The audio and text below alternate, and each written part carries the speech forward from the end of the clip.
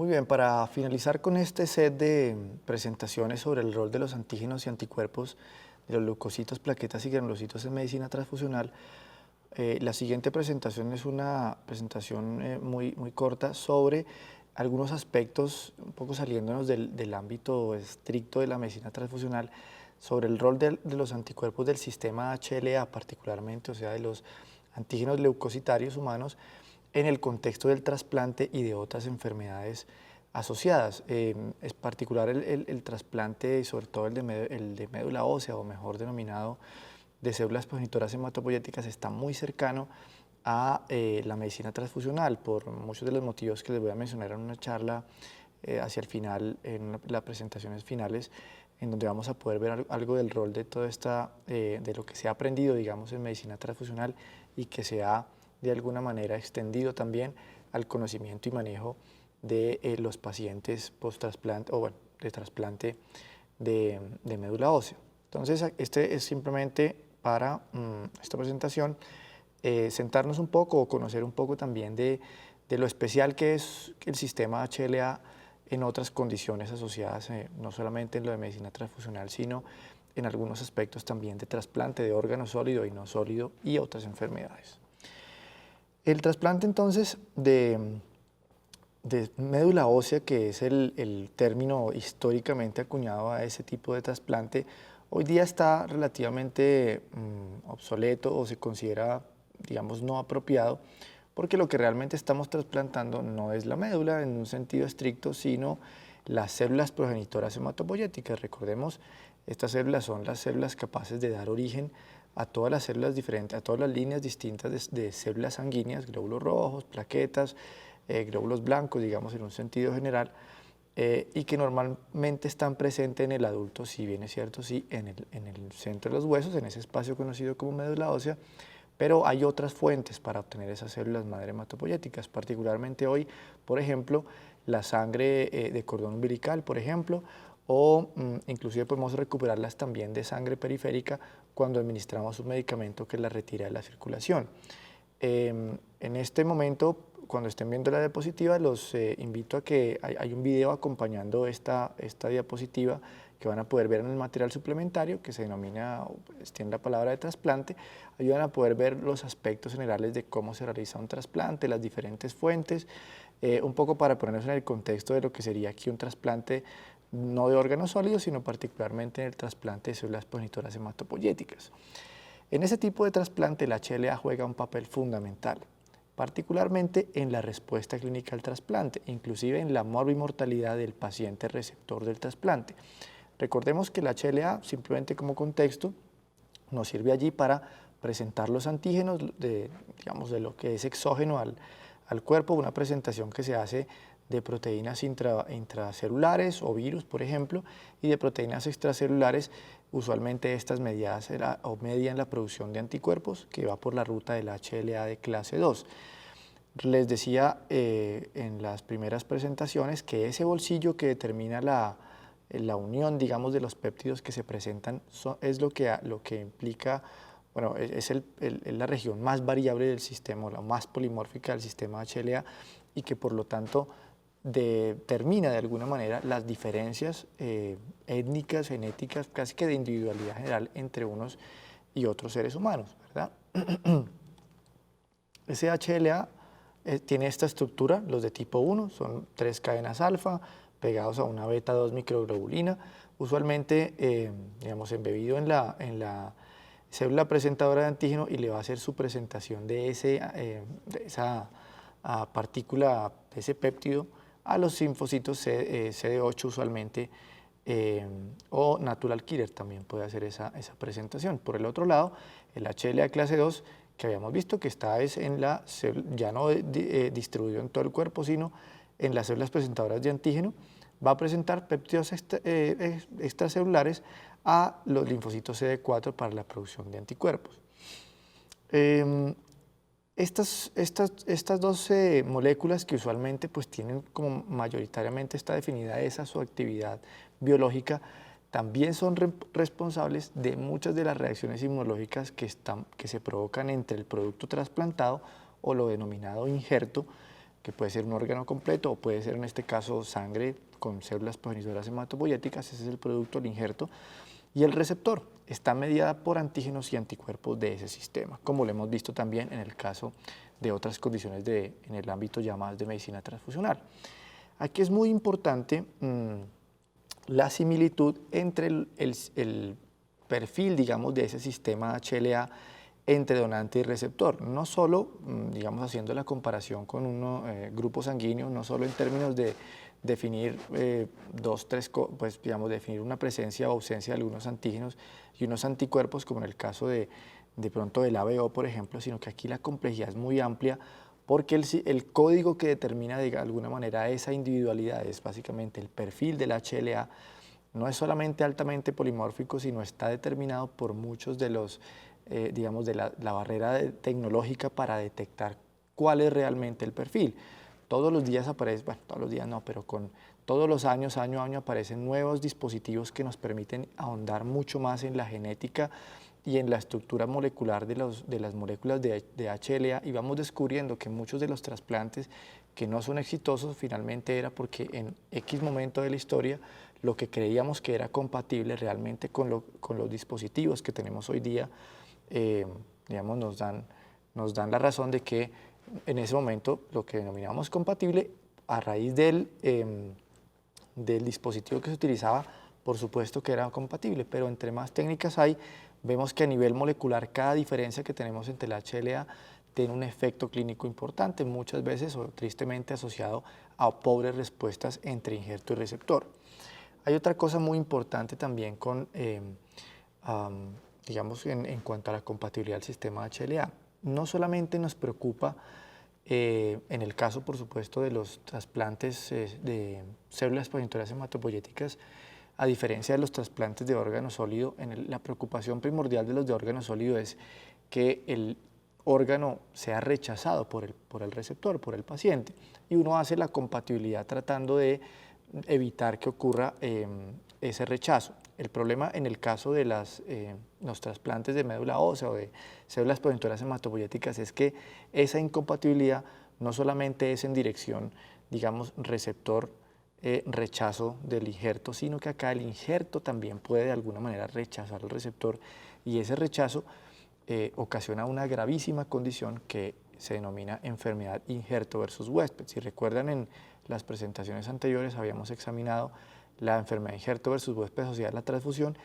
Realmente ese término vino de lo conocido con el trasplante. En este caso es producto específicamente del trasplante, se denomina solamente enfermedad injerto versus huésped y es un ataque específico de células reactivas que vienen en el injerto y que nos van a atacar al receptor. Entonces la compatibilidad en este caso debe ser mucho más estricta, porque no solamente estamos pensando en el miedo de que no pegue de alguna manera, de que no injerte las células que vamos a hacer reemplazo, las células hematopoyéticas, sino que también pueda ocasionar un problema todavía peor para ese receptor. Bien, entonces eso es un poco lo que decía o lo que dice la diapositiva que estamos viendo. El término HLA compatible, por supuesto, como les venía diciendo, no solamente depende digamos, está limitado por la prueba estrictamente de que dispongamos, y como les digo, con el advenimiento tecnológico muy continuamente hay nuevas descripciones y nuevas posibilidades de determinar que lo que antes considerábamos compatible realmente a nivel molecular o mucho más allá no es tan compatible, de suerte que definir la compatibilidad también está determinada por los dispositivos y la técnica de la que dispongamos. Y por otro lado también de los polimorfismos o de los perfiles del HLA que la prueba pretenda determinar. Habíamos visto, ya vamos a mirar una imagen, pero si recuerdan la distribución que veíamos cuando veíamos el escenario en donde podía ocurrir una enfermedad injerto versus huésped asociada a la transfusión en un huésped inmunocompetente, veíamos unos perfiles del HLA que compartían alelos, o bien porque eran homocigotos o eran heterocigotos, y eso permitía reconocer o no reconocer algo como extraño. La cantidad de perfiles que yo analicé, en ese veíamos apenas 3, digamos, estaba el HLA, el B y creo que el C. Pero uno puede analizar muchos más, puede analizar el DR, el de beta, todos los que pueda haber, todos los LOSI se llama eso del sistema HLA. que la prueba sea capaz de, o el investigador o el diagnóstico pueda ser capaz de determinar, pues nos van a hacer mucho más completa, digamos, el perfil de la HLA completo para hacer una correcta selección del donante que, por supuesto, debe ser compatible. Como mínimo, para el trasplante de células progenitoras hematopoyéticas, se necesita tener el perfil HLA, el B, el C y el DR beta 1, siempre que, los tres primeros son del HLA tipo 1 y el otro del HLA tipo 2, siempre que sea para un trasplante cuyo donante es un adulto. Si es sangre cordón umbilical, no necesitaríamos tener el C necesariamente, aunque cada vez se requiere más, pero solamente con el AB y DR beta 1 podríamos tener un perfil inicial para buscar donante y receptor, buscar la compatibilidad de los dos. Como les decía, como cada individuo tiene un set, digamos, un par de antígenos, y esto es muy parecido digamos, a la biología molecular de los antígenos eritrocitarios, tenemos nuestros dos alelos por cada uno de estos LOS y del HLA-A, del B, del C, del DR beta 1, de Q, etc. Para cada uno hay dos, entonces tenemos un juego para cada uno, y eso en términos de la compatibilidad se ejemplifica con unos fraccionarios, de suerte que, por ejemplo, hablar de una compatibilidad 4 de 6 se refiere a que 4 de esas moléculas, por ejemplo, para el denominador siendo 6, sabemos que son entonces 3 LOS y los que estamos analizando, porque como son duplas, entonces puede ser HLA, B y C rutinariamente, o AB, DR beta 1, por ejemplo, y que tenemos 4 de esas duplas compatibles entre donante y receptor. Si son 6 de 6 es que tenemos exactamente las duplas equivalentes, o 5 de 6 cuando alguno solamente de esos alelos es incompatible. Pero uno puede hacer, entre más se extienda, por ejemplo, si tipifico no solamente A, B, DR, sino incluyo DP y DQ, pues son 5 por 2, 10, tendría 10 niveles de compatibilidad y haría exactamente la fracción asociada pues a la información que me da la prueba. Estos es un ejemplo de los perfiles de los antígenos de histocompatibilidad, de lo que veíamos ahora. Ahí ven ustedes, veamos en la parte superior,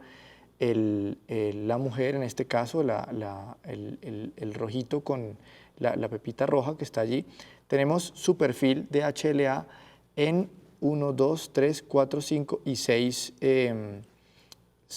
LOSI del HLA, de suerte que ahí podríamos hacer compatibilidad con 12, porque tenemos ahí la dupla para cada uno de los 5 LOSI del HLA. Entonces tenemos que ella es A11 por un lado, digamos, tiene su alelo A11 y A25 de lo que heredó. Tenemos el CW3, CW5, B58, B44, es DR1, DR18, DQ5, DQ3 y DP1 y DP1. Ese sería, digamos, el perfil, y ese es un perfil muy completo porque tiene los 6 LOSI completos del sistema de compatibilidad. Y allí, pues, digamos, muestra un poco la gráfica cómo en dos perfiles, dos padres, puede uno ver cómo se distribuye más o menos esos perfiles en la progenie. Ya hemos visto algo de eso en la injerto versus huésped asociada a la transfusión. Muchas veces hay una ventaja con el HLA, es que en algunas ocasiones, digamos, aunque hay recombinaciones importantes entre las diferentes moléculas o mutaciones eventualmente, suele haber cercanía entre muchas de estas moléculas, lo cual hace que se hereden en bloque. Por eso ven ustedes que muchos de los hijos comparten, digamos, como la rama o el alelo, digamos, como más bien la rama entera que viene de alguno de los padres. Por ejemplo, si miramos el segundo niño de izquierda a derecha, tiene el A2, CW2, B27, DR5, exactamente todos provenientes de su padre. Y eso suele ser, digamos, algo de la conservación que ocurre en cuanto a la segregación del HLA a nivel intrafamiliar. Eso explica por qué los mejores candidatos para trasplante suelen encontrarse en los miembros de la familia, usualmente en un paciente candidato a trasplante, particularmente de células progenitoras hematopoyéticas. Lo que hace el médico siempre es buscar un hermano compatible por esta misma explicación que hemos dado acá. Usualmente se encuentra en un hermano la posibilidad de que sea compatible completamente con el paciente y suele ser ese el mejor candidato para o como donante pues para un trasplante. ¿Cuál es el problema? Pues que habría que tener siempre hermanos, o sea que las familias donde hay hijo único no lo vas a encontrar.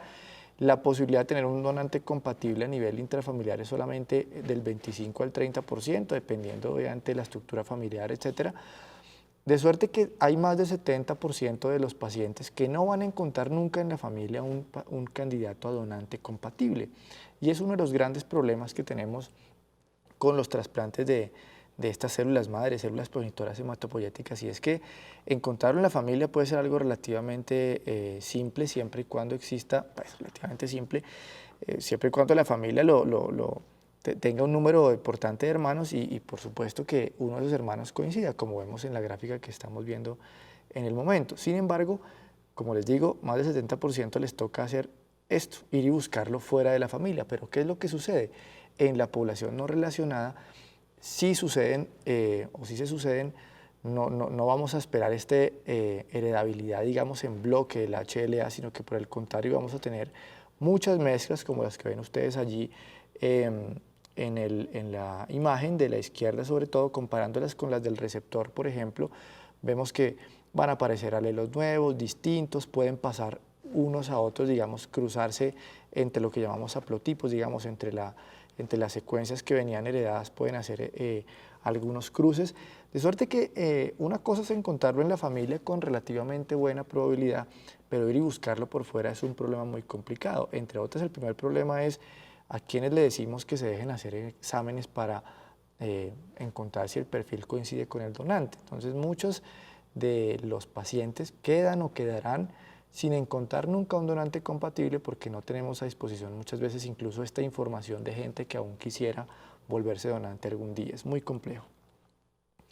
En esta gráfica se ejemplifica un poco lo que he venido insistiendo hasta ahora. ¿Qué probabilidad existe al azar de que dos personas diferentes tengan HLA idéntico en 5 de esos loci que hemos hablado? Por ejemplo, aquí estaba en la 2, el C, el B, de R, de Q. Entonces, si segregáramos las diferentes posibilidades en que se conoce que existen, digamos, perfiles del HLA en el mundo, vean ustedes la cifra que encuentran en la parte baja a la derecha. O sea, es un número que son 20, no, ni siquiera sé qué número es ese, el que ven ustedes allá abajo, muchos millones de posibilidades o de probabilidades para encontrar a alguien exactamente idéntico. De hecho, pues obviamente por un lado el mejor candidato para un trasplante sería autólogo, en que es la única certeza de que es todo exacto. Viene lo que llamamos el trasplante sinigénico o de un gemelo idéntico que sí podría tener exactamente tu mismo perfil de HLA. Luego viene el hermano compatible, como hemos visto, que apenas eso ocurre en el 25-30% de la población, y de ahí el resto del 70% a buscarlo en ese mundo de posibilidades. La fortuna es que el HLA tiene una segregación un poco más conservada que esa cifra que ven ustedes ahí. Esto sería si ellos no tuvieran lo que vimos ahora, esta heredabilidad en bloque, que hace que muchas veces se conserven algo más de lo que uno esperaría si fuese al azar. Sin embargo, la probabilidad siempre es muy grande y por eso necesitamos de un grupo o de una base de datos para encontrar esos donantes compatibles. Eso se denomina un registro de donantes y les hablaré de eso en las últimas intervenciones, pero para ir viendo un poco esa dificultad y cómo el HLA digamos, está tan cercanamente involucrado en los éxitos de los trasplantes. Y eso lo vamos a ejemplificar a continuación. Vamos a pasar un poco de hablar aquí algunos ejemplos de órgano sólido. Tenemos aquí cómo es la respuesta clínica de los pacientes. Vamos a ver a continuación gráficas de sobrevida, o sea, vamos a empezar a ver en el tiempo cómo es un poco la mortalidad allí en este caso no es de los pacientes, sino del injerto, digamos, cuando se produce rechazo completo al injerto. Y ven ustedes en las gráficas que, pues evidentemente, entre más pasa el tiempo, más van cayendo, digamos, se van haciendo más frecuentes del grupo digamos, que se trasplantó al inicio y que no tenía o que seguía sobreviviendo el injerto, como a medida que va pasando el tiempo, digamos, se va haciendo rechazo. Pero lo interesante es ver que las gráficas, digamos, hay diferentes pendientes en esas gráficas dependiendo del nivel de compatibilidad. Entonces ven ustedes que la gráfica que cae más rápido, que tiene mayor mortalidad digamos, del injerto, insisto, no son pacientes en el tiempo, son las que tienen más diferencias entre los antígenos del sistema HLA. Si vemos la negra, que es la primera, cuando tenemos 0, esas personas, digamos, el injerto sobrevive para un año determinado, digamos, miremoslo en el año 20, más o menos el 40% de los injertos todavía están viables, mientras que comparado cuando tienes más, en este caso, 5 o más puntos de incompatibilidad, 5 de 6, por ejemplo, estamos hablando que más del 20% de los injertos están ya, solamente el 20% más bien están vivos, contra 40 que era cuando trasplantábamos de donante más compatible. Veamos el tema en trasplante cardíaco, por ejemplo. Estos son, seguramente son válvulas cardíacas, pero estamos efectivamente viendo lo mismo, una sobrevida mucho mejor del injerto a medida que pasa el tiempo, entre mayor compatibilidad tenemos entre donante y receptor y por supuesto mucho peor cuando tenemos pues, más de 5 niveles de, digamos, de incompatibilidad o grados de incompatibilidad. Aquí tenemos trasplante hepático. El trasplante hepático es muy particular, suele ser el trasplante que menos problemas presenta en términos de la compatibilidad y muchas veces, digamos, de HLA, es un órgano muy especial inmunológicamente, algo protegido contra este tipo de disparidades. Pero pues de todos modos, también para mostrar un poco que en la medida también en que hay, digamos, en que se puede evidenciar esto, encuentra uno algunas cosas variables. Aquí extrañamente les fue peor a los que tenían mejores grados de compatibilidad, pero bueno, eso fue en esta serie. Usualmente para trasplante hepático no se requiere una compatibilidad estricta al sistema HLA, que es muy especial exclusivamente en ese tipo de trasplante. Y vean ustedes el caso más complejo y es el de trasplante hematopoyético, trasplante de progenitores, en el que aquí en la gráfica sí está comparando sobrevida de los pacientes y tenemos en el lado izquierdo cómo se comportará la gráfica cuando tenemos una compatibilidad entre 5 y 6 y a la derecha entre 4 y 6, pero aquí asociada a otra cosa, a la cantidad de células que estoy, ya los colores no son los grados de compatibilidad, sino